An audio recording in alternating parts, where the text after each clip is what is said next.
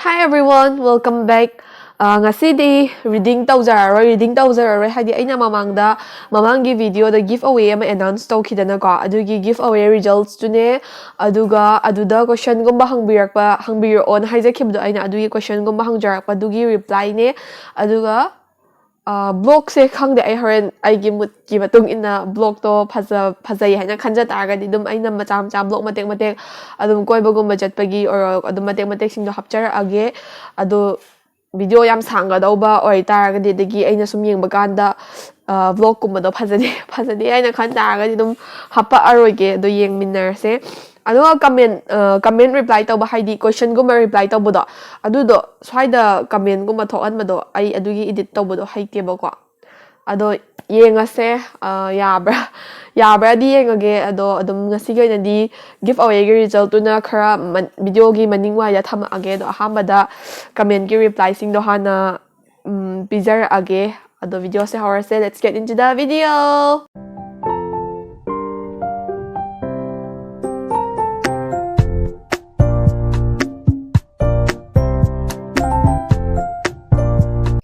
So hauzik comment sing sidagi question oina hangbir pasing do adu khak pick tawraga adagi manaba question jing do manaba comment sing do pull up oina pick tawredana aduduga amam to oina reply tawraga leraga di video se am sangani bako aduna giveaway gi results su yawbani na pull up oina adam samjalaga khomba yabra do hai yengjar age so hauzik question romda mayon silase ahamba question je ko to thok chom hai to thok chom na are you enjoying what you do? Are you enjoying doing what you love to do? Yes, absolutely. I'm enjoying doing what I love to do. Aduga second ko Rashri THIS sis na tarot reading tawrise tambagumba chatpra natragana buktagi knowledge lawbi bra khangninge yam chanaye aingonda di haye ko thank you Rashri aigi tarot reading se tamba chatte haji ai isana like kum layirna like layraga adudagi like card meaning gumba da para khotlaga kamaina interpret tawni khotni habdo ithanda adum ayambana paraga hoi seminar ama ani budi join tawe edu tarsu yamna major oiba course oina gumba di chatpa dudi tawkhideba ko ado hoi reading chanai haibibagi thank you mathangda Lanchen bi takhelamam sido sigi tarot reading je tamiro natragana book tagi paraga tawiro che hai book tagi aina card meaning gumba do loinamak chempha putho e aduduga smine interpret tawdoini habado adusu book tagi paraga reading se tawrini na haijaninge Mathangi comment sina NTT bestie hai kailam diagnosis aise luang sangmam dagine bro aduga Hygropsum kalpana sis na tarot reading horapagi wari matek ama khangjaninge aduga kayam kuyage habaduga khangninge hai ko ado sisiga manaba comment ama thengnarambani aina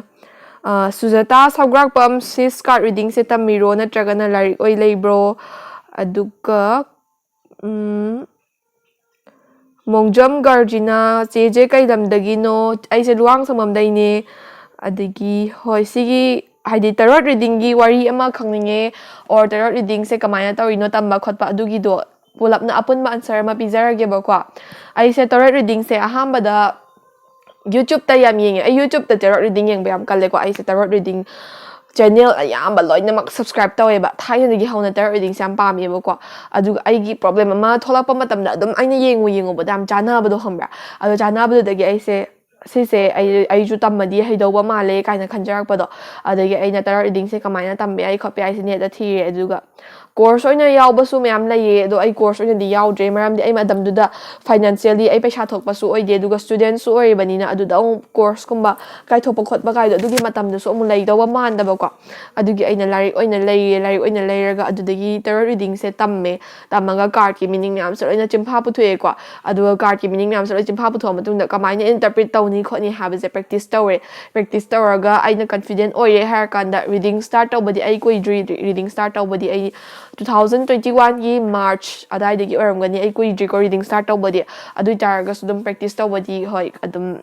tawre hai tare hanadagi video sum adum isana su pamjarak po oibanina ado makha tarak po oina kai leike ha matamda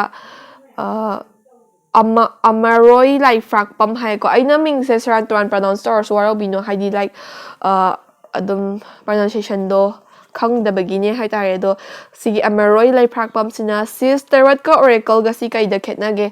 ꯍꯣꯏ tarot ꯀꯥꯔꯠꯀ Oracle ꯀꯥꯔꯠꯀꯁꯦ ꯁꯤꯃꯤꯂꯤꯌꯔ ꯑꯣꯏꯕ ꯕꯦꯁꯤꯁꯇ ꯑꯗꯨꯝ ꯁꯤꯖꯤꯟꯅꯩꯌꯦ ꯑꯗꯨ ꯑꯣꯏꯇꯥꯔꯒꯁꯨ ꯈꯦꯠꯅꯕꯁꯦ ꯀꯩꯗ ꯂꯩꯒꯦ ꯍꯥꯏꯕ ꯃꯇꯝꯗ tarot card ꯍꯥꯏꯁꯤꯅꯀꯣ fix ꯑꯣꯏꯕ ꯄ꯭ꯔꯣꯄꯣꯔꯁꯟ ꯑꯃꯗ 78 ꯀꯥꯔꯠꯁꯅ ꯑꯌꯥꯝꯕ ꯑꯣꯏꯒꯜꯂꯤ ꯑꯗꯨꯗꯨꯒ ꯃꯣꯏꯁꯤꯡꯁꯦ ꯄꯦꯇꯔꯟꯁ ꯑꯦꯟ ꯄꯤꯛꯆꯔꯁ ꯃꯥꯟꯅꯗ ꯇꯥꯔꯒꯁꯨ ꯃꯤꯅꯤꯡꯁꯦ ꯑꯌꯥꯝꯕꯅ ꯂꯣꯏꯅ ꯃꯥꯟꯅꯒꯜꯂꯦꯕ ꯑꯗꯨꯒ ꯑꯣꯔꯦꯀꯜ ꯀꯥꯔꯠ ꯍꯥꯏꯁꯤꯅꯀꯣ ꯏꯅꯔꯖꯤꯒꯨꯝꯕ ꯏꯟꯇꯔꯄ꯭ꯔꯤꯠ ꯇꯧꯕꯗ ꯁꯤꯖꯤꯟꯅꯩ ꯑꯗꯣ ꯔꯤꯗꯔꯒꯤꯗꯤ ꯃꯈꯥ ꯄꯣꯜꯂꯦ ꯑꯗꯨ ꯇꯥꯔꯁꯨ ꯑꯣꯔꯦꯀꯜ ꯀꯥꯔꯠꯁꯤꯅ ꯃꯁꯤꯡ ꯑꯀꯛꯅꯕ ꯂꯩꯇꯦ 22ꯗꯒꯤ ꯍꯧꯔꯒ 100 111 ꯑꯗꯨꯝ ꯔꯦꯟꯖ ꯇꯧꯅꯤꯡꯕ ꯃꯁꯤꯡ ꯐꯥꯎꯕꯗ ꯇꯧꯕ ꯌꯥꯏ ꯑꯗꯨꯒ ꯑꯌꯥꯝꯕꯅ ꯇꯦꯔꯣꯠ ꯔꯤꯗꯤꯡꯁꯤꯅ ꯗꯤꯄꯔ ꯏꯟꯇꯔꯄ꯭ꯔꯤꯇꯦꯁꯟ ꯄꯤꯔꯒ ꯑꯣꯔꯦꯀꯜ ꯀꯥꯔꯠꯁꯤꯅ ꯍꯦꯜꯞ ꯇꯧꯅꯕ ꯁꯞꯄꯣꯔꯠ ꯇꯧꯅꯕ ꯏꯅꯔꯖꯤ ꯀꯥꯔꯠꯀꯨꯝꯕ ꯑꯣꯏꯅ ꯁꯤꯖꯤꯟꯅꯩꯌꯦ ꯑꯗꯣ ꯁꯤꯁꯤꯅ ꯑꯩꯒꯤ ꯑꯣꯄꯤꯅꯤꯌꯟꯅꯤꯀꯣ ꯑꯗꯣ ꯑꯣꯔꯦꯀꯜ ꯀꯥꯔꯠꯅ ꯑꯗꯨꯝ ꯃꯦꯖꯔ ꯔꯤꯗꯤꯡ ꯇꯧꯕ ꯔꯤꯗꯔꯁꯨ ꯃꯌꯥꯝ ꯂꯩ ꯑꯗꯣ ꯔꯤꯗꯔꯒꯤ ꯃꯈꯥꯕꯨꯗꯤ ꯄꯣꯜꯂꯦ ꯑꯗꯣ ꯑꯩꯒꯤ ꯑꯣꯏꯅꯗꯤ ꯇꯦꯔꯣꯠ ꯔꯤꯗꯤꯡꯁꯤꯅ ꯃꯦꯟ ꯏꯟꯇꯔꯄ꯭ꯔꯤꯇꯦꯁꯟ ꯄꯤꯔꯒ ꯑꯣꯔꯦꯀꯜ ꯔꯤꯗꯤꯡꯁꯤꯅ ꯁꯞꯄꯣꯔꯠ ꯏꯟꯇꯔꯄ꯭ꯔꯤꯇꯦꯁꯟ ꯄꯤꯌꯦ ꯍꯥꯏꯇꯥꯔꯦꯀꯣ ꯑꯗꯨꯒ ꯁꯅꯥꯁꯝ ꯑꯥꯔꯕꯤꯟ ꯄꯨꯔꯥ ꯃꯥꯏꯕꯤꯅꯤꯍꯦ ꯅꯪꯗꯤ ꯃꯥꯏꯕꯤꯗꯤ ꯅꯠꯇꯦꯍꯦ ꯃꯥꯏꯕꯤꯒ ꯃꯥꯟꯅꯗꯦ ꯃꯥꯏꯕꯤꯅꯦ ꯍꯥꯏꯔꯛꯑꯦ ꯍꯥꯏꯕ ꯃꯥꯏꯕꯤꯒ ꯌꯥꯝ ꯊꯤꯅ ꯈꯦꯠꯅꯩꯀꯣ ꯁꯤꯗꯤ ꯑꯩꯅ ꯂꯥꯏꯔꯤꯛꯇꯒꯤ ꯑꯗꯨꯝ ꯄꯥꯔꯒ ꯈꯣꯠꯂ ꯇꯧꯖꯕꯅꯤ ꯍꯣꯏ ꯆꯨꯝꯕꯒꯤ ꯈꯣꯠꯄꯒꯤ ꯍꯥꯏꯕꯤꯔꯛꯄꯗꯨꯒꯤ ꯌꯥꯝ ꯅꯨꯡꯉꯥꯏꯖꯩ ꯑꯩꯕꯨ ꯇ꯭ꯔꯁ ꯇꯧꯕꯤꯕꯩ ꯕꯠ ꯃꯥꯏꯕꯤꯗꯤ ꯅꯠꯇꯦꯀꯣ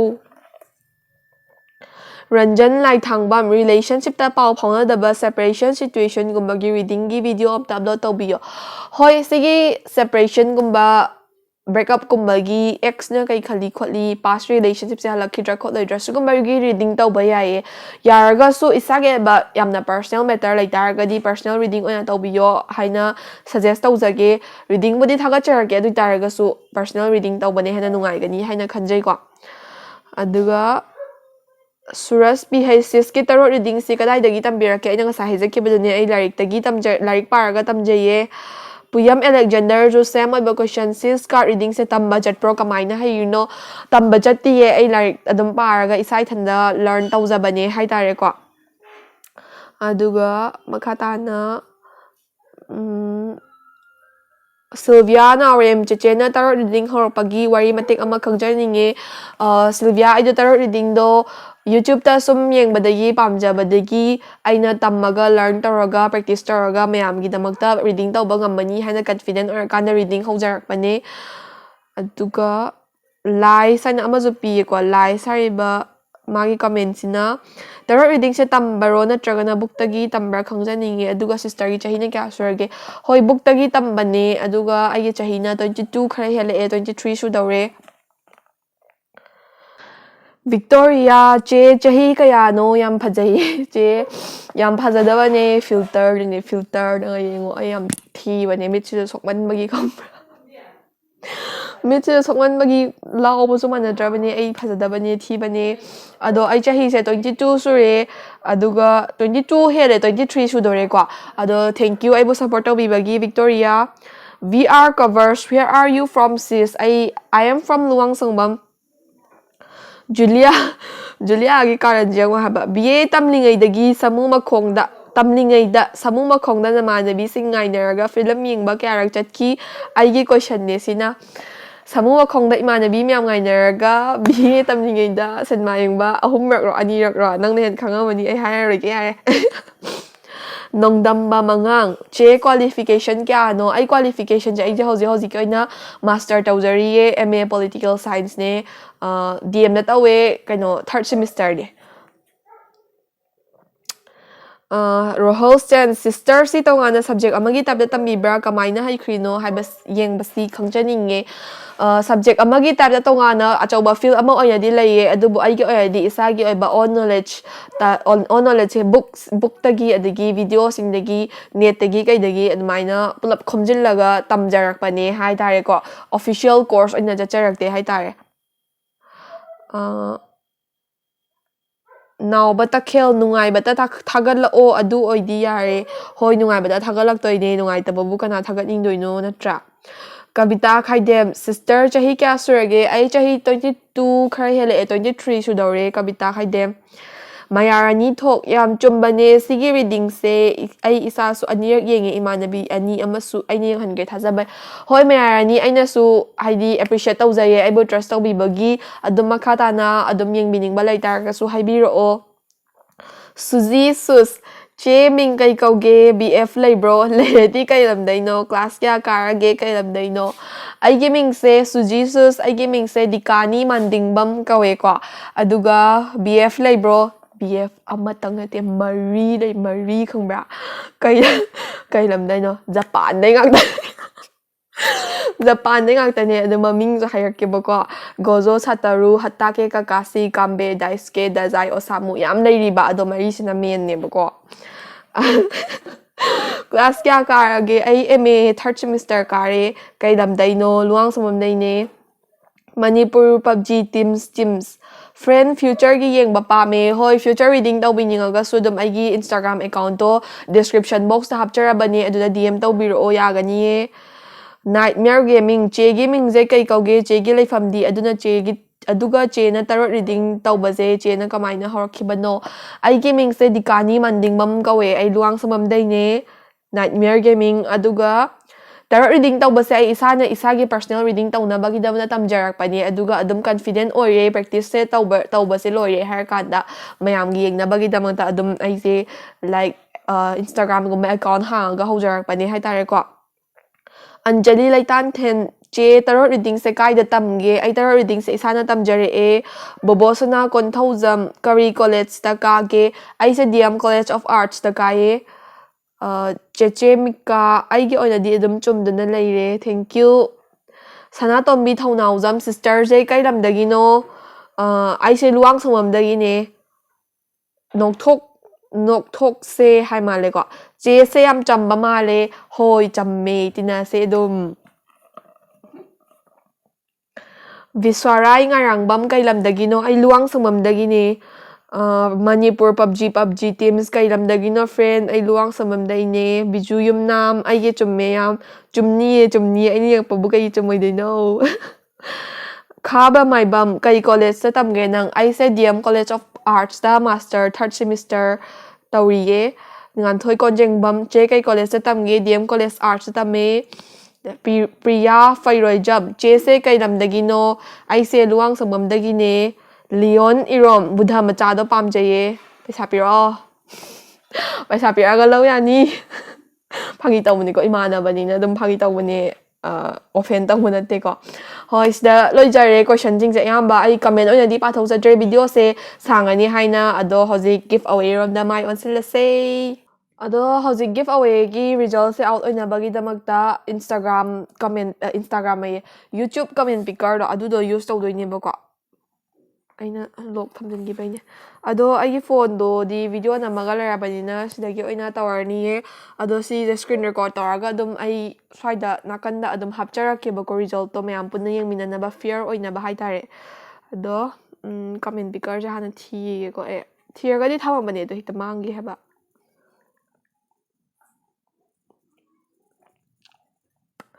okay sida ai screen record che dum hawrage duga swaidara ama hapage ko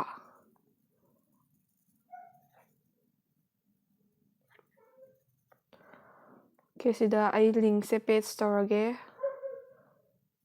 chummi boy ke link se ba duga yengi ko 106 comment thole ba ko hoi swaida dum hapage 106 comment thole sidagi khoi ahamba winner do pick taw winner se start kanano ni ahamba sibo Komdram Silky hai ko chegi video se yam nungaye Komdram Silky sina first winner oire do sigi swaida tholak padu dagi screenshot ama lawsin biraga igi Instagram da DM tawbiro o ado khoi second winner amuk pick tawar se Juliana Rem Paure Juliana Rem zu adum swaida screenshot lawro aduga aingon adum WhatsApp ta message thar o yare nangdi ahum subasina Jumi hai ko aduga lap mayam hapaga nungsibana hai ado Jumi thank you ai biam nungsibibagi ado nangzu giveaway parbanina screenshot laraga igi Instagram link to description box ta hapa mangye ba ko ado dagi DM tawro ado winner se sida leire winner ahum DM tꯧꯕꯤꯔꯛꯑꯣ ꯑꯗꯨꯒ ꯑꯗꯨꯝ ꯏꯁꯥꯅ ꯑꯄꯥꯝꯕ reading ꯑꯃꯃꯝ ꯇꯧꯕ ꯌꯥꯅꯤ ꯑꯗꯨꯒ Instagram ꯄꯥꯏꯗꯕꯁꯤꯡꯗꯨꯅ comment ꯍꯥꯏꯕꯤꯔꯛꯑꯣꯕꯀꯣ comment ꯍꯥꯏꯕꯤꯔꯛꯑꯒ ꯑꯩꯒꯤ Facebook ꯀꯨꯝꯕ ꯑꯗꯨꯒꯨꯝꯕꯗ ꯑꯣꯏꯅ ꯄꯤꯖꯔꯒꯦ ꯑꯗꯨꯃꯥꯏꯅ ꯌꯦꯡꯃꯤꯟꯅꯔꯁꯦ ꯑꯗꯣ Instagram ꯄꯥꯏꯔꯒꯗꯤ Instagramꯗ DM ꯇꯧꯕꯤꯔꯛꯑꯣ ꯁꯣ ꯉꯁꯤꯒꯤ ꯂꯛꯀꯤ ꯋꯤꯟꯅꯔ ꯑꯍꯨꯝꯁꯤ ꯁꯤꯗ ꯂꯩꯔꯦ ꯃꯇꯥꯡ ꯁ꯭ꯋꯥꯏꯗ ꯒꯤꯐ ꯑꯋꯦꯒꯤ ꯔꯤꯖꯜꯠ ꯂꯣꯏꯔꯦ ꯁꯣ ꯃꯇꯥꯡ ꯁ꯭ꯋꯥꯏꯗ ꯚꯤꯗꯤꯑꯣꯁꯦ ꯂꯣꯏꯁꯤꯟꯖꯔꯒꯦ ꯑꯗꯨꯒ ꯃꯊꯪꯗꯒꯤ ꯑꯃꯨꯛ ꯔꯤꯗꯤꯡꯒꯤ ꯚꯤꯗꯤꯑꯣ ꯑꯃꯨꯛ ꯊꯥꯒꯠꯆꯔꯛꯑꯒꯦ ꯍꯥꯏꯇꯥꯔꯦꯀꯣ ꯑꯗꯣ ꯁꯨꯃꯥꯏꯅ ꯑꯗꯨꯝ 3K 4K ꯌꯧꯕ ꯃꯇꯝꯗ ꯒꯤꯐ ꯑꯋꯦꯁꯦ ꯑꯗꯨꯝ ꯇꯧꯁꯦ ꯃꯌꯥꯝꯒ ꯏꯟꯇꯔꯦꯛ ꯇꯧꯕꯁꯨ ꯐꯪꯕ ꯑꯣꯏꯅ ꯁꯣ ꯉꯁꯤ ꯑꯣꯏꯅꯗꯤ ꯃꯇꯥꯡ ꯁ꯭ꯋꯥꯏꯗ ꯂꯣꯏꯁꯤꯟꯖꯔꯒꯦ ꯑꯩꯕꯨ ꯁꯞꯄꯣꯔꯠ ꯇꯧꯕꯤꯔꯤꯕ ꯃꯌꯥꯝꯅ ꯃꯈꯥ ꯇꯥꯅ ꯑꯗꯨꯝ ꯁꯞꯄꯣꯔꯠ ꯇꯧꯕꯤꯅꯕ ꯍꯥꯏꯖꯔꯤ ꯑꯗꯨꯒ ꯆꯦꯅꯦꯜꯁꯦ ꯍꯦꯟꯅ ꯒ꯭ꯔꯣ ꯇꯧꯕꯗ ꯃꯇꯦꯡ ꯄꯥꯡꯕꯤꯌꯣ for today thank you for watching my video bye bye